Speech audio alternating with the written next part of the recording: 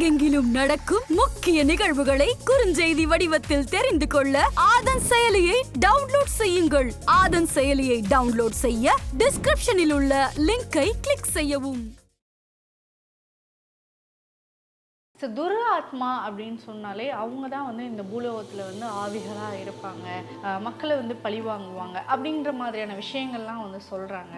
So இதுதான் உண்மையான விஷயம். ஆவிகளை பொறுத்த வரைக்கும் இறந்ததற்கு பிறகு நாம் மனிதர்கள் எப்படி இருக்கிறோமோ அதே மாதிரியான நிலைப்பாடுகளில் தான் அங்கேயும் ஒரு உலகமே இருக்கு.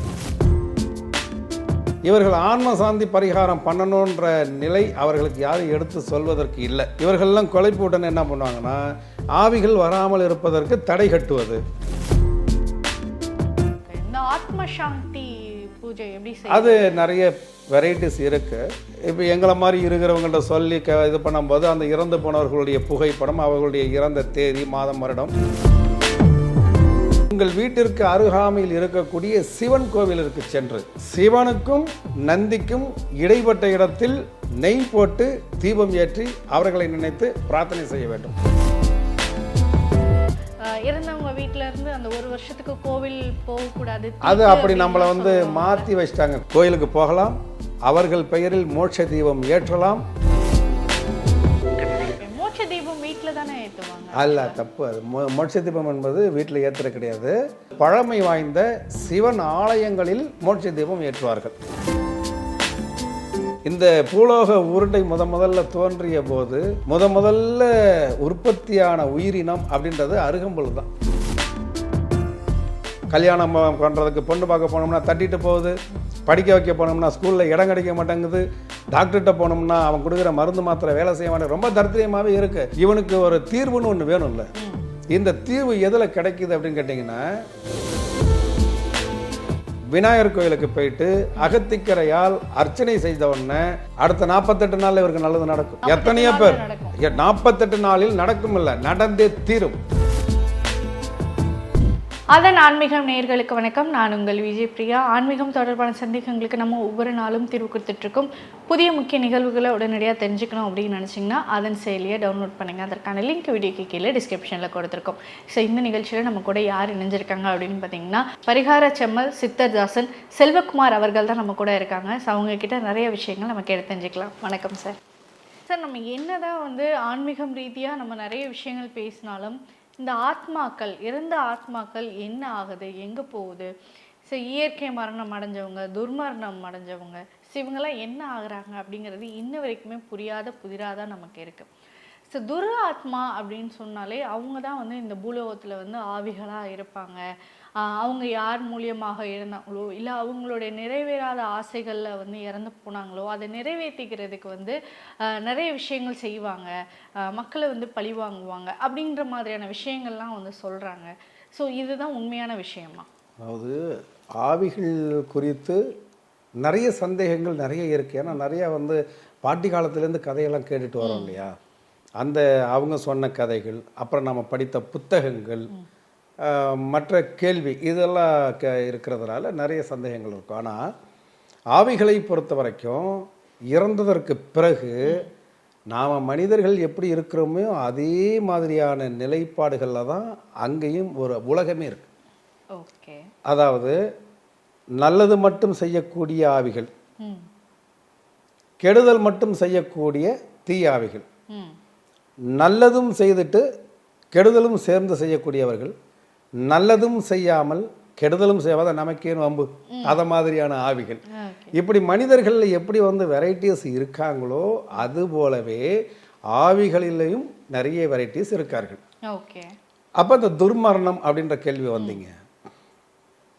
எப்போது ஒரு மனிதனுக்கு இயற்கையான மரணம் ஏற்படுகிறதோ அப்போ அவர்கள் என்ன பண்ணுவாங்கன்னா அவர்களும் ஆவி உலகத்தில் தான் இருப்பார்கள். அவர்களால் நமக்கு எந்த பிரச்சனையும் இல்லை. ஆனால் அவர்களுக்கு நம்ம செய்ய வேண்டியது என்ன அப்படின்னு கேட்டிங்கன்னா அந்த புண்ணிய காரியங்கள், திதி, தர்ப்பணம் இதெல்லாம் பண்ணணும். அகால மரணம் அல்லது துர்மரணம்னு எப்படி வந்துடுதோ அதில் தான் நம்ம கவனமாக கையாளணும். ஒரு குழந்தை பெற்ற 1 மாதம் 2 மாதத்தில் இல்லை ஒரு 6 மாதம் 1 வருடத்தில் ஒரு பெண் இறந்து விடுகிறார். குழந்தைக்கு சம்மந்தப்பட்ட அந்த ஏக்கம் அவங்களுக்கு இருந்துகிட்டே இருக்கும். நம்ம குழந்தைய இப்படி விட்டுட்டு போகிறோமே, நம்ம குழந்தைய அவங்க பார்த்துப்பாங்களான்ற ஏக்கம் இருக்கும். ஓகே. அதே மாதிரி உதாரணத்துக்கு இதை சொன்னேன். இது மாதிரி எத்தனையோ விதமான ஆசைகளோடு இறந்து போன ஆன்மாக்கள் அதே ஆசையோடு தான் இருப்பார்கள். அதை ஒரு சில குடும்பத்தில் தெரியாது, அப்படியே விட்டுருவாங்க. குழந்தை வந்து அழுதுட்டு இருக்கும், திடீர்னு கை கால் உதைக்கும், தொட்டிலேருந்து விழுகிற மாதிரி இருக்கும், ஆனால் அடிபடாது, யாரோ பிடிச்சி இறக்குன மாதிரி இருக்கும். அப்போ இது வந்து அவங்க வீட்டில் இருக்கக்கூடிய அந்த துர்மரணமே அடைந்திருந்தால் கூட அம்மா தானே, அந்த அம்மாவிற்கு உண்டான அந்த காரூண்யம் இருக்கும். அது எந்த இடத்துல வந்து வேறுபடுது அப்படின்னு பார்த்தோம்னா, பக்கத்து வீடு எதிர் வீட்டில் இருக்கிறவங்க உங்கள் வீட்டில் நடக்கிற சத்தம் கேட்குது, அந்த குழந்தை அழுகுற சத்தம் கேட்குது, ஐயோ என் பிள்ளையை விட்டுட்டு போயிட்டேனேன்னு சொல்லி தலையை விரிச்சு போட்டுட்டு அழுதுட்டு இருக்கிற மாதிரியே எனக்கு வந்து கனவு வந்துச்சு, இப்படி சொல்லி அவங்கள போய் குழப்பி விட்டுறாங்களா? இவங்க உடனே என்ன பண்ணுவாங்கன்னா, ஒரிஜினல் அவங்களுக்கு செய்ய வேண்டியது ஆன்ம சாந்தி பரிகாரம் தான் நாம் பண்ணணும். இவர்கள் ஆன்ம சாந்தி பரிகாரம் பண்ணணுன்ற நிலை அவர்களுக்கு யாரும் எடுத்து சொல்வதற்கு இல்லை. இவர்கள்லாம் குழப்பி விட்டன என்ன பண்ணுவாங்கன்னா, ஆவிகள் வராமல் இருப்பதற்கு தடை கட்டுவது. நீயே அதை ஆவின்னு பார்க்குற, அது உன் வீட்டில் உள்ளவங்க தானே, ஒரு ஜீவன் தானே. அப்போ அவர்களை தெய்வ நிலைக்கு மாற்றணும். அகால மரணம் அடைஞ்சிட்டாங்க, அடையக்கூடாது, துர்மரணம் ஆயிடுச்சு. அப்போ உடனே அவர்களுக்கு தடை கட்டணுன்ற அவசியத்தில் நம்ம போகாமல், அந்த கண்ணோட்டத்தோடு போகாமல் அவர்களை தெய்வத்தோடு தெய்வமாக மாற்ற வேண்டும். இந்த ஆத்ம சாந்தி பூஜை எப்படி அது நிறைய வெரைட்டிஸ் இருக்கு. இப்போ எங்களை மாதிரி இருக்கிறவங்கள்ட்ட சொல்லி இது பண்ணும்போது அந்த இறந்து போனவர்களுடைய புகைப்படம், அவர்களுடைய இறந்த தேதி, மாதம், வருடம் இதெல்லாம் வச்சுட்டு என்ன பண்ணணும்னா, ஒரு ஆணுக்கு தேவையான அத்தனை விதமான பொருட்கள், பெண்ணுனா பெண்ணுக்கு தேவையான அத்தனை விதமான பொருட்கள், திருமணம் ஆகாத பெண் அப்படின்னா அவர்களுக்கு தேவையான பொருட்கள். இப்போ ஏன் திருமணம் ஆகாத பெண்ணு என்ன பண்ணுவாங்க, ரிப்பன், மருதாணி, நெயில் பாலிஸு, இதை மாதிரியான பொருட்கள் இதெல்லாம் வச்சு இப்படி படைச்சி பண்ணுறது என்பது ஒரு வகை. ஆனால் தொட்டதுக்கும் நம்மள்ட்ட வரணும் அப்படின்றதை விட நீங்களே உங்கள் வீட்டில் இருந்தபடியே அதை செய்யலாம் அப்படின்றது தான் நம்ம சொல்லிகிட்டு இருக்கோம். நான் எழுதுகிற புத்தகத்துலையும் அதான் சொல்லிகிட்டு இருப்பேன். அப்போ ஆன்ம சாந்தி பரிகாரம், அவர் குடும்பத்தில் இறந்து விட்டார்கள், அவங்க என்ன கிழமை இறந்தாங்க அல்லது என்ன திதியில் இறந்தார்கள், அந்த திதின்றதை பார்க்கணும் இல்லையா? அதை பார்த்துட்டு அதே திதி அல்லது அதே கிழமையில் உங்கள் வீட்டிற்கு அருகாமையில் இருக்கக்கூடிய சிவன் கோவிலிற்கு சென்று சிவனுக்கும் நந்திக்கும் இடைப்பட்ட இடத்தில் நெய் போட்டு தீபம் ஏற்றி அவர்களை நினைத்து பிரார்த்தனை செய்ய வேண்டும். இதை தொடர்ச்சியாக அந்த ஒரு வருஷத்துக்கு செய்யணும். ஆனா பொதுவா அந்த இறந்தவங்க வீட்ல இருந்து அந்த ஒரு வருஷத்துக்கு கோவில் போகக்கூடாது, அது அப்படி நம்மளை வந்து மாற்றி வச்சிட்டாங்க கோயில். அதாவது ஒரு குழந்தை பிறந்துச்சுன்னா என்ன பண்ணுறோம் அப்படின்னு கேட்டிங்கன்னா, அவன் கோயிலுக்கு போகக்கூடாது. குழந்தை பிறந்தால் தீட்டு, அதானே சொல்கிறாங்க. உங்க கேள்விப்பட்டிருக்கீங்கல்ல, குழந்தை பிறந்துச்சுப்பா அந்த வீட்டில் போய் சாப்பிடாத, தீட்டு, தலைவலி வரும் சொல்கிறாங்க. ஆனால் இறந்து போனவங்களை போய் இறந்து போயிட்டான் தீட்டுன்னு யாரும் சொல்றது இல்லை. சிவலோக பதவி அடைந்து விட்டார், வைகுண்ட பதவி அடைந்து விட்டார், இதான சொல்றாங்க. அப்ப சிவலோக பதவி என்பது சிவலோகத்துக்கே போறாரு. அவங்க இப்போ சிவலோகத்துக்கும் அல்லது வைகுண்டத்துக்கும் போறத ஒரு பதவியாவே கொண்டாடுறோம். அப்ப அங்க போறது தீட்டு இல்லை. அப்ப கோவிலுக்கு போகலாம். நிறைய குடும்பங்கள் கஷ்டப்படுறதுக்கு காரணமே, குழந்தை இறந்துட்டாங்க, ஒரு வருஷத்துக்கு கோயிலுக்கு போகக்கூடாது, அது அப்படியே தட்டிகிட்டே போயிடும். ஒரு வருஷம் போகக்கூடாது அப்படின்னு சொல்வது என்பது மூட நம்பிக்கை தான்.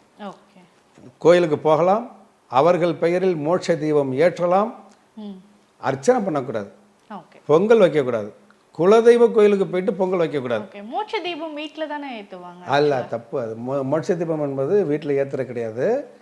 எனக்கு தெரிந்து புகழ் பெற்ற அல்லது பழமை வாய்ந்த சிவன் ஆலயங்களில் மோட்ச தீபம் ஏற்றுவார்கள்.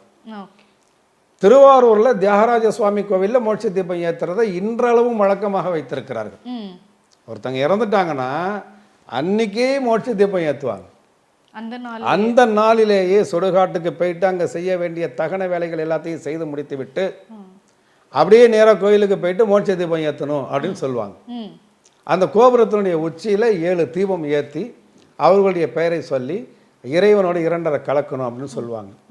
அப்போ எல்லாம் நிறைய பழமை வாய்ந்த சிவன் கோயிலில் இருக்குது. நான் ஏன் திருவாரூர் தியாகராஜ சுவாமி கோயில் சொல்கிறேன் அப்படின்னு கேட்டிங்கன்னா, இந்த பூலோக உருண்டை முதல்ல தோன்றிய போது முதல்ல உற்பத்தியான உயிரினம் அப்படின்றது அருகம்புல் தான். அதை இன்றைய ஆராய்ச்சியாளர்கள் சொல்லிட்டு இருக்காங்க. இந்த அருகம்புல் எங்கே உற்பத்தி ஆணுச்சு அப்படின்னு கேட்டிங்கன்னா, அது திருவாரூரில் தான். அந்த திருவாரூரில் தான் தியாகராஜ சுவாமி சிவபெருமான் மனித உடலோடு நடந்திருக்கிறார். அப்ப திருவாரூரில் பிறப்பவர்களுக்கு முக்தி, அடுத்த ஜென்மம் கிடையாது. அதாவது திருவாரூரில் பிறந்தால் முக்தி, திருவண்ணாமலையை நினைத்தால் முக்தி, காசியில் இறந்தால் முக்தி. இப்போ நான் இறந்து நான் வந்து மோட்சம் அடையணும், நான் எங்கேயாவது காசு ஏதாவது ரெடி பண்ணிட்டு அல்லது திருட்டுறையில் ஏறி கூட நான் காசியில் போய் சாவலாம், அல்லது இந்த உலகத்தின் எந்த மூலையில் உட்கார்ந்துருந்து கூட நான் வந்து திருவண்ணாமலை அண்ணாமலையார மனசார நினச்சிக்கலாம், எனக்கு முக்தி கிடைக்கும். திருவாரூரில் பிறக்கணுன்றது நான் முடிவு பண்ணுறது இல்லை, அது ஒரு பெரிய சிவனுடைய சூட்சம கணக்கு. அப்படிப்பட்ட ஒரு புண்ணிய ஸ்தலத்தில் இருக்கக்கூடிய அந்த சிவனுடைய ஸ்தலத்தில் மோட்ச தீபம் ஏற்றுவதை இன்றளவும் வழக்கமாக வைத்திருக்கிறார்கள்.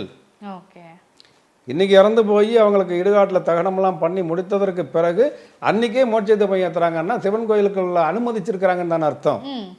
அப்போ காலங்காலமாக அனுமதிக்கப்பட்டிருக்காங்கிறத தீட்டுன்னு நீங்கள் ஏன் ஒதுக்குறீங்க? சரிங்களா? அப்போ இப்போ நம்ம அந்த ஆன்ம சாந்தி பரிகாரத்தை செய்ய வந்து மிக சுலபமாக இப்படி செஞ்சுட்டு போயிடலாம். இது எல்லா சிவன் கோவில்களையும் இது நடைமுறையில் இருக்கா? பழமை வாய்ந்த சிவனாலயங்களில் மோட்ச தீபம் ஏற்றும் நடைமுறை என்பது இன்றளவும் இருக்கிறது. ஏதோ சில காரணங்களால் அல்லது ஏதோ சில சூழ்ச்சியின் காரணமாக அப்படிப்பட்ட காரணம்லாம் இல்லை அப்படின்ட்டு நிறைய பேர் இன்னைக்கு அதை வந்து மறைக்கப்பட்டிருக்காங்க. ஆனால் திருவாரூரில் நடைமுறையில் இருக்கு. இப்போ ஒரு மனிதனுடைய மிகப்பெரிய தத்ரியம் திறனும், என்ன பண்ணாலும் தத்ரியமாகவே இருக்கிறான். கல்யாணம் பண்ணுறதுக்கு பொண்ணு பார்க்க போனோம்னா தட்டிட்டு போகுது, படிக்க வைக்க போனோம்னா ஸ்கூலில் இடம் கிடைக்க மாட்டேங்குது, டாக்டர்கிட்ட போனோம்னா அவன் கொடுக்குற மருந்து மாத்திரை வேலை செய்ய மாட்டேன், ரொம்ப தரித்திரியமாகவே இருக்கு. இவனுக்கு ஒரு தீர்வுன்னு ஒன்று வேணும்ல. இந்த தீர்வு எதில் கிடைக்குது அப்படின்னு கேட்டிங்கன்னா, அகத்திக்கீரையை எடுத்துகிட்டு போயிட்டு விநாயகருக்கு அர்ச்சனை பண்ணணும் சங்கடகர சதுர்த்தி அன்றைக்கு, அல்லது இவர்களுடைய ஜென்ம நட்சத்திரம் அன்னைக்கு. இப்போ இவர் வந்து திருவாதிர நட்சத்திரம் அப்படின்னா திருவாதிர நட்சத்திரம் அன்னைக்கோ அல்லது புனர்பூச நட்சத்திரம்னா அவருடைய ஜென்ம நட்சத்திரம் அன்னைக்கோ, அது ரெண்டும் இல்லை அப்படின்னு சொன்னால் சங்கடகர சதுர்த்தி அன்னைக்கோ பக்கத்தில் இருக்கக்கூடிய விநாயகர் கோயிலுக்கு போயிட்டு அகத்திக்கரையால் அர்ச்சனை செய்த உடனே அடுத்த 48 நாளில் இவருக்கு நல்லது நடக்கும். எத்தனையோ பேர் 48 நாளில் நடக்கும் இல்லை, நடந்தே தீரும். இது சத்தியமான உண்மை. ஆனால் இதெல்லாம் யாரு சொல்லி நீங்க வர்றீங்க? அப்படிலாம் அகத்திக்கிற வச்செல்லாம் யாரும் பண்ண மாட்டாங்க, அது ஒரு கசப்பான பொருள் அப்படி சொல்லி புறக்கணிக்கப்பட்டவங்களும் இருக்காங்க. விஷயம் புரிந்தவர்கள் குருமார்கள் அகத்திக்கீரை தான் இப்போ அகத்திக்கீரை சாப்பிட்டா என்ன ஆகும்? டைஜன் ஆகும். அகத்தில் இருக்கக்கூடிய அந்த தீ வந்து மட்டுப்படும். ஆமா, அதான் அகத்தில் இருக்கக்கூடிய தீ என்பது. அப்ப எரியறதை புடுங்கினா தானே கொதிக்கிறது நிற்கும். அகத்தி எரிஞ்சிட்டே இருக்கு, அதை போட்டு ஆத்தனை என்ன பண்ணுறது? அகத்திக்கீரை தான் பண்ணணும். இந்த அகத்திக்கீரையை தான் தர்ப்பணத்திற்கும் அல்லது வந்து அந்த 16ஆம் நாள் சடங்குக்கும் அதை வந்து பண்றாங்க. அந்த அகத்திக்கீரை தான் வந்து விநாயகருக்கு மிக மிக பிடித்தமான ஒரு பொருள். இந்த பொருளை வச்சு அவருக்கு நம்ம பண்ணும் பொழுது அவருக்கு அவங்களுடைய அந்த பிரச்சனைகள் வந்து தீருது. ஆனால் எத்தனை பேர் அதை வந்து ஏற்றுக்கிறதில்ல. ஆனால் என்னை பற்றி புரிந்தவர்கள் நிறைய கோவிலில் இன்றைக்கி செஞ்சுட்டு தான் இருக்காங்க. அதுபோல் இந்த மோட்ச தீபமும் பல கோவில்களில் செய்யாமல் இருக்கிறாங்க. அதுக்கு தான் நான் என்ன சொல்கிறேன், நீங்கள் திருவாரூர் தியாகராஜ சுவாமி கோயிலுக்கு ஃபோன் பண்ணியோ அல்லது ஆன்லைன்லையோ நீங்கள் வந்து இறந்து போனவங்களுடைய பெயரை சொல்லி பணம் கட்டிங்கன்னா அவங்களே ஆன்ம சாந்தி பரிகாரம் பண்ணிடுவாங்க. இல்லைங்க, இல்லை நேரில் போக வேண்டிய அவசியம் இல்லை, பண்ணிடலாம். போக வாய்ப்பு இருப்பவர்கள் போகலாம், போக முடியல பண்ணலாம். இல்லைங்க எனக்கு அதுவும் வாய்ப்பு இல்லைன்றவங்க உங்கள் வீட்டிற்கு அருகாமையில் இருக்கக்கூடிய சிவன் கோயிலுக்கு போயிட்டு நந்தீஸ்வர பெருமானுக்கும் சிவபெருமானுக்கும் மத்திய பகுதியில் நந்தீஸ்வர சாட்சியாக மோட்ச தீபம் போடுங்க. அமாவாசை நாட்களில் இறந்து போனவர்கள் பேர்ல அர்ச்சனை பண்ணுங்க. அந்த வீடு எப்படி இருக்குன்னு நீங்க சொல்லுங்க. இதை இந்த பார்த்துட்டு இருக்கிறவங்க உங்க வீட்டில் இருக்கிறவங்க பேர்ல தானே நீங்க அர்ச்சனை பண்ண போறீங்க. இந்த நிகழ்ச்சியை பார்க்கக்கூடிய நேயர்கள் உங்க வீட்டில் இறந்து போன முன்னோர்கள் பேரை ஒரு 3 அமாவாசைக்கு பக்கத்தில் இருக்கிற சிவன் கோயிலில் போயிட்டு சொல்லி அர்ச்சனை பண்ணி பாருங்க. உங்கள் வீட்டில் என்ன விதமான மங்களகரமான நிகழ்ச்சிகள்லாம் நடக்குதுன்னு நீங்கள் கமெண்ட்ல போடுங்க. ஓகே சார், இப்போ இது வந்து அர்ச்சனை பண்றது துராத்மா இது அகால மரணம் அடைந்தவர்களுக்கா இல்லை இயற்கை மரணம் அடைந்தவர்களுக்கு? எல்லாருக்குமே செய்யலாம், ஓகே, எல்லாருக்குமே செய்யலாம். இப்போ இயற்கை மரணம் அடைந்தவர்களுக்கு நம்ம அதை பண்ணும்போது உடனே அவங்கள அப்படியே கையை தூக்கி நீங்கள் சாமிக்கினுடைய பாதத்தில் வைக்கிற மாதிரி இறைவனோடு இரண்டரை கலக்குது. அகால மரணம் அடைந்தவர்கள் துர்மாத்மாவாக இருக்கக்கூடியவர்கள் அவர்களுக்கு போய் பண்ணும் பொழுது அவர்களுடைய அந்த நிலைப்பாடுகள் அந்த வக்ரமான தன்மையிலிருந்து ஒரு வழிவகை கிடைக்கும். கொஞ்சம் கொஞ்சமாக தானே அவங்கள வந்து புனிதப்படுத்த முடியும்.